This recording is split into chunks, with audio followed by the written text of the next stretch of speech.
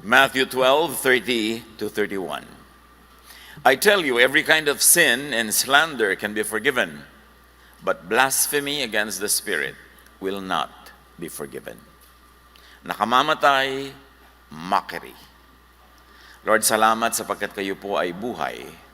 At sa pagkilala namin sa iyo, kami makaiiwas sa kamatayan. Kamatayang spiritual. Salamat, Panginoon, dahil kayo ay nagpapaliwanag, nagtuturo, umaakay, at ngayon ang dalangin namin, kayo po ang mangaral. Tinig nyo ang aming marinig na maging gamot ng aming mga kasakitan, pagkain at lakas ng aming espiritu. Be our speaker, our preacher, our healer. We seek you, Father, in the name of your Son, Jesus our Lord. Nakamamatay ang mockery, ang panglilibak.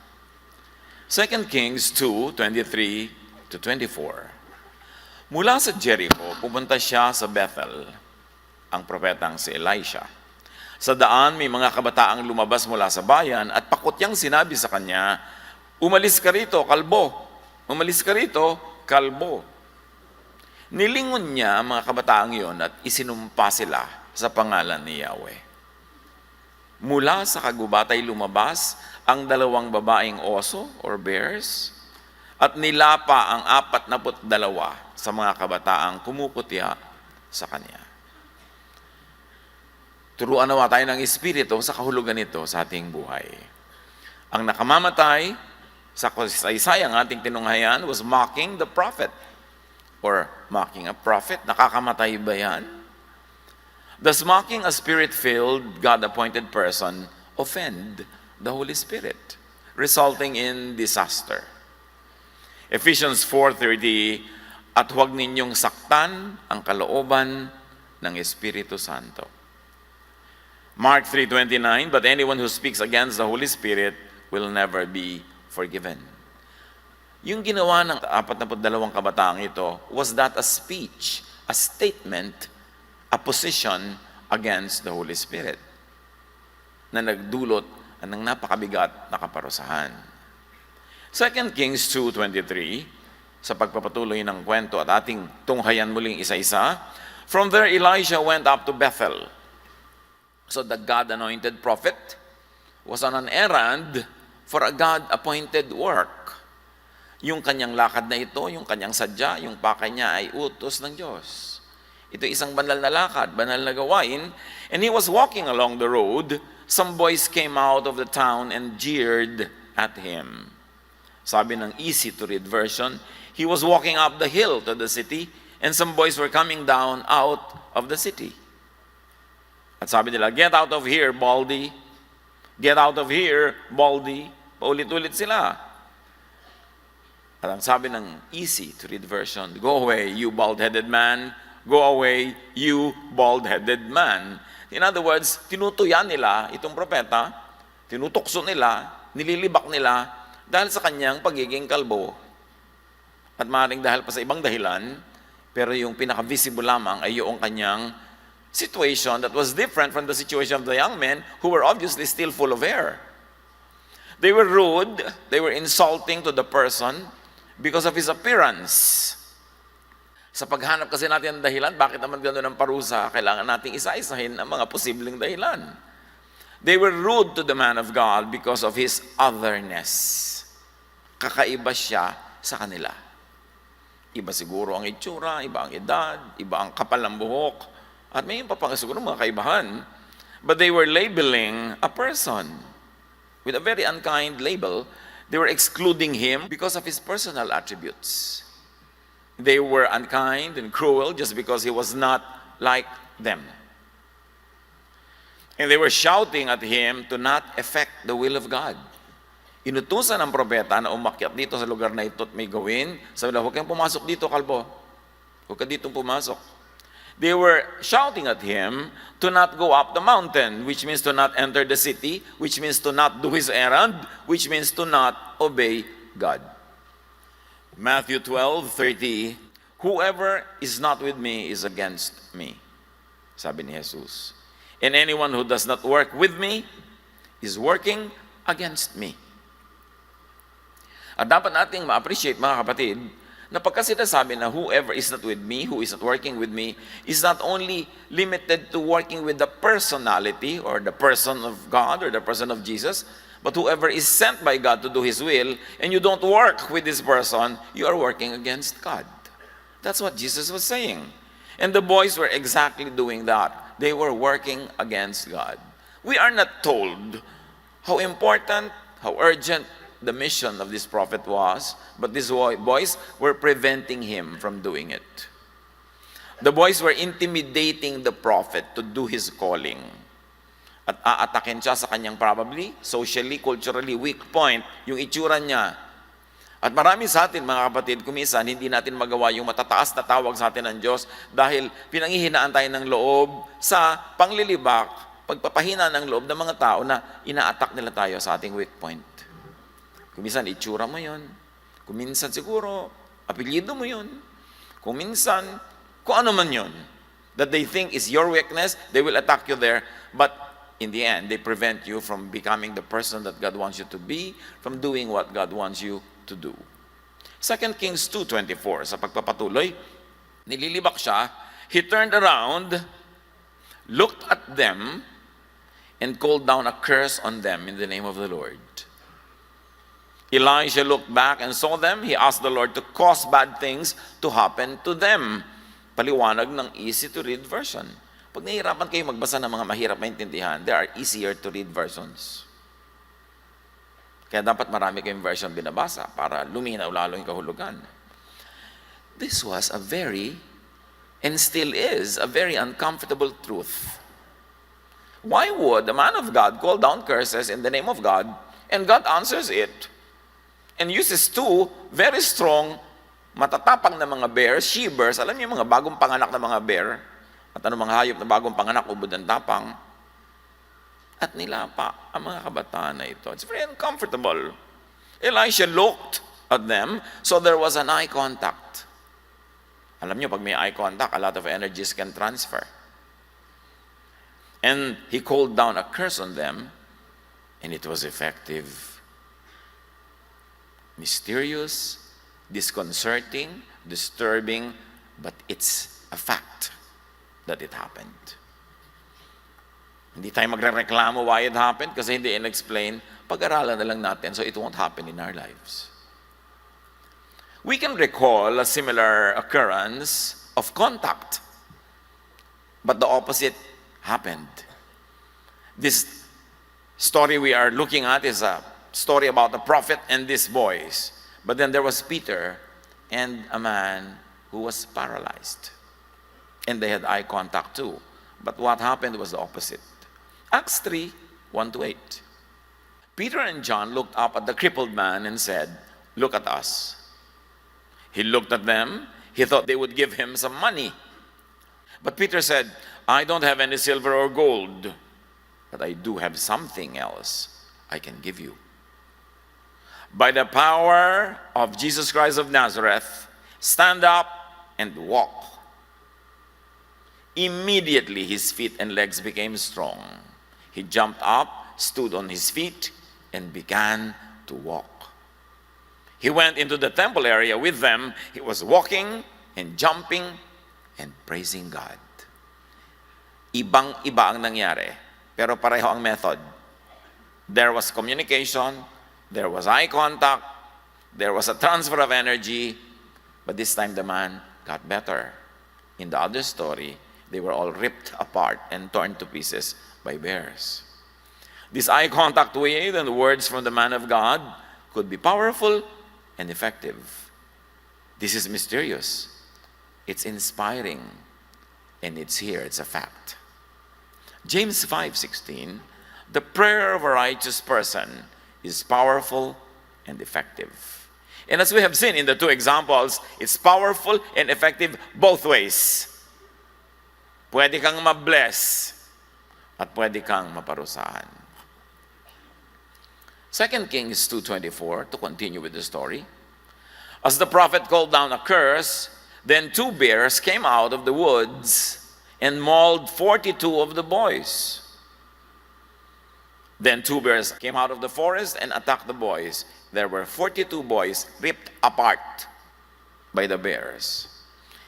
Not a very easy Sunday school lesson for children, even for adults. But it's as biblical as John 3:16 and as Malachi 3:10. Pare-pareho silang biblical, kaya kailangan pare-parehong aralin. This is not the usual standard. This is an exceptionally different story. But you will recall that even Jesus cursed a fig tree and it withered. So yung mga cursing business na yan, kasali sa picture, pero exceptional, hindi siya rule. At huwag natin siyang gawing rule. We are called to bless. Unless you are the prophet Elisha, bless people. And Jesus even reversed that and taught that as you are cursed, you bless. And Paul internalized it and says, when we are cursed, we bless back. That is the safest way for us to do. Yung konteksto kasi nung nangyari doon sa mga batang yun, lingid sa atin eh. Hindi in-explain ang mga reason. Kaya don't do it at home. Pag kami nagsabi sa iyo, babaeng maganda, sabi mo, God bless you. Pero pag sinabihan ka ng kabaligtaran noon, sabi mo, God bless you and me. Huwag nating kopyahin, pero pag-aralan natin para maiwasang tayo ang maging biktima ng ganung pagkakamali. The boys rejected and jeered the messenger of God. That's the fact on the ground. That's the fact on the table. Ang nireject nila, nilibak nila, was a messenger of God. There's another example of God's messenger being maltreated. This time, kwento ni Jesus, Mark 12. At harvest time, he sent a servant to the tenants to collect from them, but they seized him and beat him. Yung nagpadala ng mga messenger para kumolekta ng mga buwis ng kanyang mga tenant represents God. And of course, the people in the story represents God's people who are blessed and who are supposed to give back to God. Then he sent another servant to them. They struck the man on the head and treated him shamefully. So kumukolekta ng dapat lang sa kanya yung Diyos, yung landlord in the story, yung buwis ng lupa, minaltrato yung mga pinadala niya mensahero. Verse 9, what then will the owner of the vineyard do? Sabi ni Jesus, he will come and kill those tenants. Meron talagang ganong side. The uncomfortable side. Iwasan na lang natin tayo ang mapagbalingan ng ganong mga negative energies. The boys rejected and jeered the messenger of God, which of course indirectly, the boys rejected and jeered the message sender, who is God.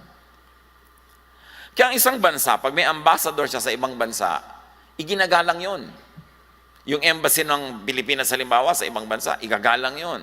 Yung kotse ng ambassador nila dito, iginagalang natin. It's considered a part of their territory. You cannot even arrest or issue a parking ticket to diplomatic cars.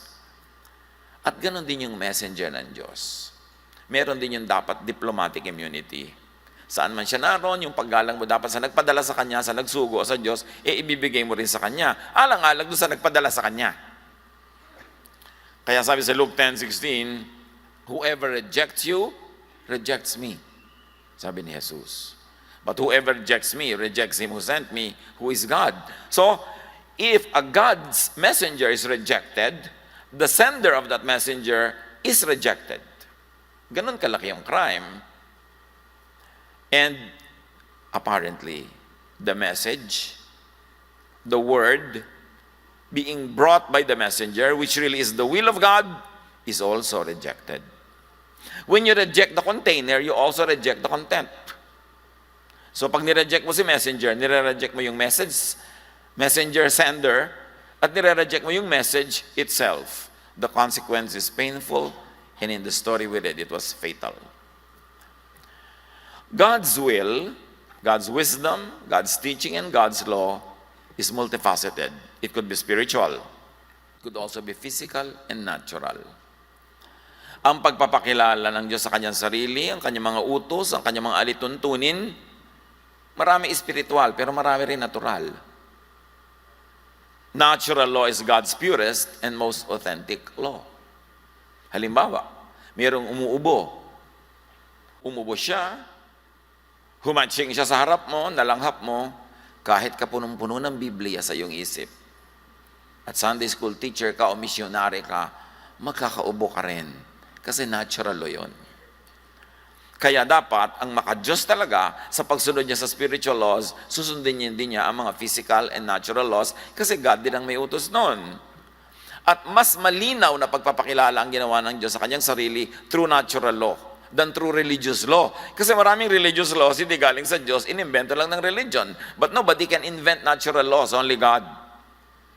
Romans 1:20, for since the creation of the world, God's invisible qualities, His eternal power and divine nature had been clearly seen, being understood from what has been made. Bago pa na-develop ang relihiyon, bago pa nagkaroon natin develop religious texts, na marami namang paghihimasok at pakikialam ang ginawa ng mga tao all throughout the generations, maraming mga inimbentong mga religious policies, bago pa nagawa ang lahat ng yan, kinreate na ng Diyos ang buong sansinukob at nakatakda na ang lahat ng natural law. Hindi kailangang imbentuhin ang doktrina ang gravity, nandun talaga yun. The law of velocity, the law of buoyancy, all the laws of physics, all religions will have to subscribe to that. Habang may mga pagkakaiba-iba ng mga religious teaching, pero natural law will apply to everybody. Kaya kahit ka banal na banal, kung sumakay ka sa barkong lulubog pala, lumubog na damay ka. Kasi may natural law. Pero may suot ka na life vest, may natural law din of buoyancy, lulutang ka. Bakit natin pinag-uusapan ng mga ito? Kasi mas reliable ang natural law. Religious law could be faked, and it could be fake. Si Jesus mismo, sabi sa Matthew 15:9, in quoting from the prophet Isaiah, it is useless for you to worship me, sabi ng Diyos, when you teach rules made up by humans. So Jesus was saying to the people, useless ang mga pagsamba nyo at kung anong pinagagagawa nyo kasi imbento lang ng religion nyo, yung inyong sinusundan. Hindi lahat ng ginagawa ng religion ay imbento, meron talagang galing sa Diyos. Pero paano mo masasala? Paano mo malalaman kung alin ang galing sa Diyos at alin ang inimbento lang ng religion na yon? Kaya kailangan ka mag-aral. Now, the boy's rejection and jeering of the prophet can be likened to the rejection of God's universal, spiritual, and natural laws. That's a mouthful, but that's what it is. Rejecting the container and the content.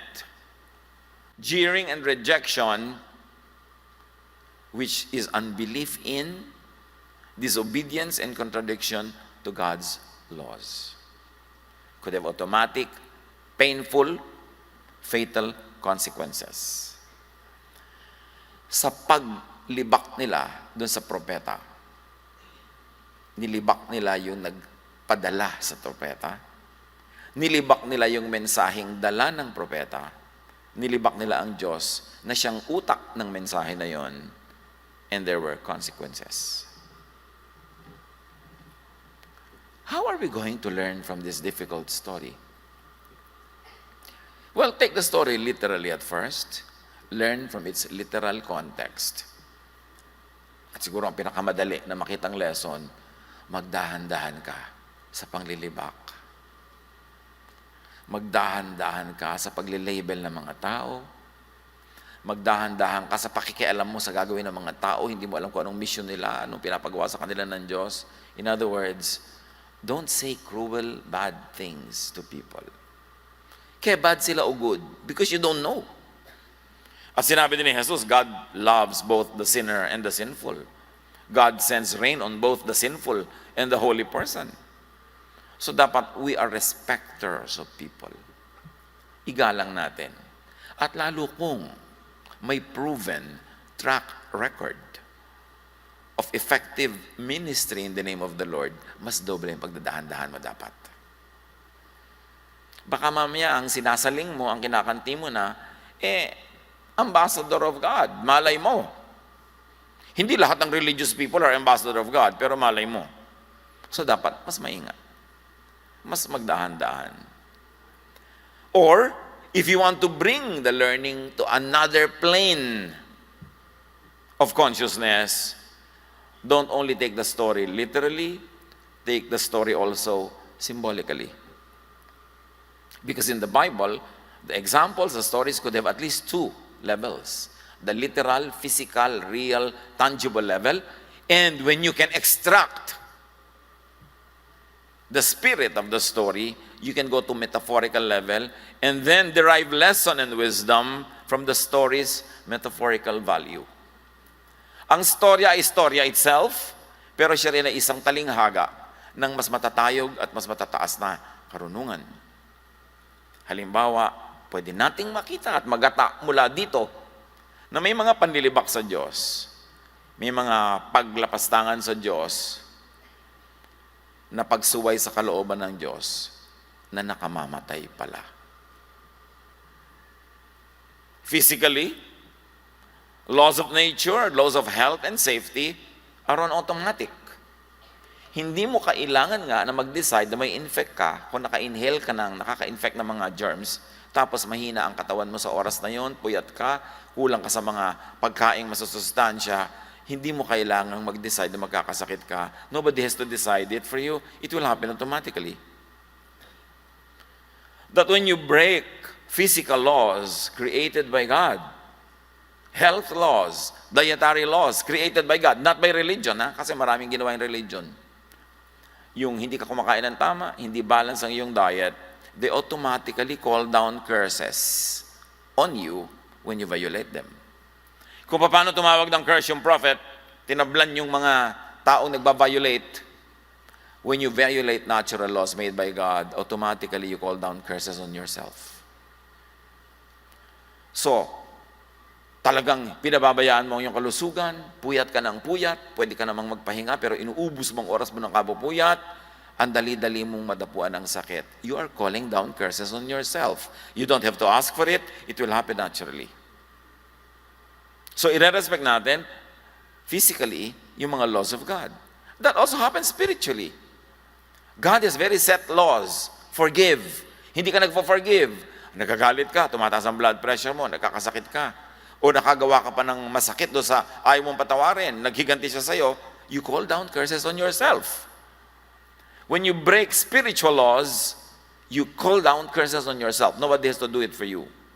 And also, when you break laws, universal laws of God that cover our emotions, yung mga emotionally important laws like have peace, like make friends, like be at peace with your neighbors, natatanggal ang kasiyahan mo at tumatawag ka ng lungkot automatically. So this calling down of curses by the prophet is a physical activity, and yet spiritually speaking, we can all do it without even being aware that we are calling down curses on ourselves. May tindahan ka, ayaw mong bantayan, panay ang pasyal mo, panay ang lakwatsa mo, panay ang text mo, kinukupitan ka na ng mga tindera, nalugi ka, nagsara ka, your activity is calling down curses on yourself. Kaya ang sabi ko, maraming level ng pagbasa.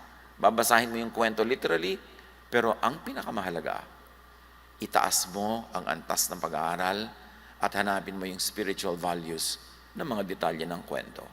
Tanong, meron kaya ngayong mga oso, these bears, na binubugbog at nginangat-ngat ka o ang iyong mga mahal sa buhay because you offend a messenger, a message, a law of God?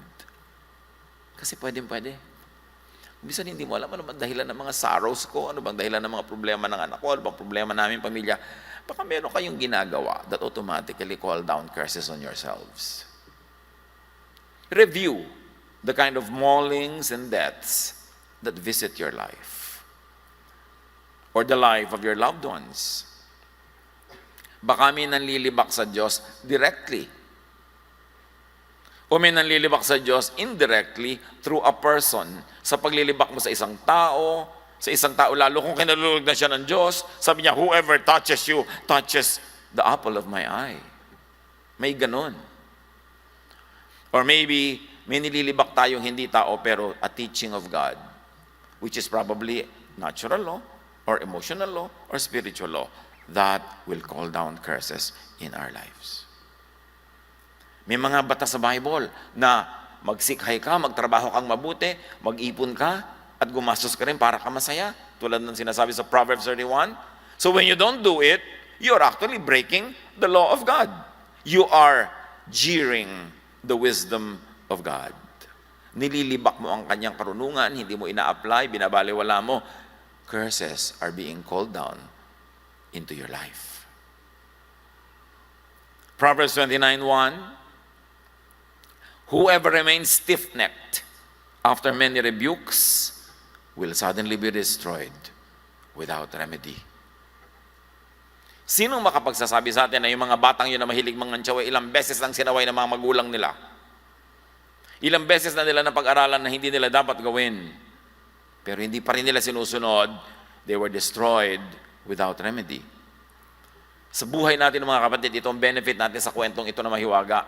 Gawin natin, angkinin natin yung kanyang lesson. Meron ba tayong mga katigasan ng ulo, pagmamatigas, na ilang beses na tayong pinaalalahanan mula sa iba't ibang mga tagapagpaalala, mga messenger, pero ayaw pa rin nila makinig? Maaari kaya na yung lakad at sadya ng propetang ito doon sa bayan na yon, para ituwid ang kanilang mga kamalian na ang tagal-tagal na nilang ayaw ituwid, tapos pinipigil pa ng mga batang mangyari yon, they were destroyed without remedy. Kung minsan hindi mo alam, namumoro ka na pala kung parang bingo, isang tawag na lang, full house ka na. Pero ang saya-saya mo pa, akala mo lusot na lusot ang iyong mga pagmamatigas. No. Galatians 6:7, do not be deceived. God cannot be mocked.